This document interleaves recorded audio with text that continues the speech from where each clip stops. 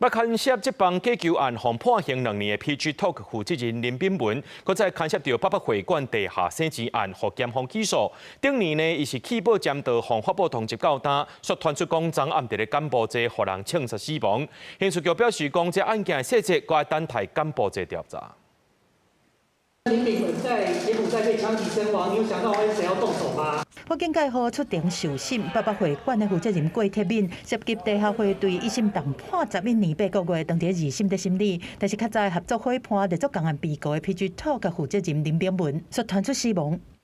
外口的人攏叫伊落幕的林炳文，佇前年棄保佔道了後，一直互通緝到單，檢視外道的名單，中國推測講伊秘佇洛杉磯，但是根據外國媒體報道，23暗時伊佇幹部節西港互槍殺死亡。當地警方研判講兇手是有預謀，攏總有3、4個人犯案。雖然咱的刑事局回應細節，擱要等幹部節調查，但咱的主要單位已經幫助家屬在處理啊。對郭哲敏的影響就會變成說，他後端本身要不要犯洗錢罪這個部分。可能不會因為林炳文死掉，說不定他就沒有了。因為林炳文是關鍵嘛。那不管後端的洗錢怎麼樣，他這個前置的犯罪，只要檢察官有辦法證明那個地下會對的這個事實的話，那基本上就成罪了。50多歲林炳文是要涉及職業棒球的假球案，坐監2年，接落來佫捲入北北會館案，涉嫌盜洗錢，民國112年被起訴，但是伊300萬交保出去。今年1審開庭，但是伊無來，方發現講已經逃亡去海外。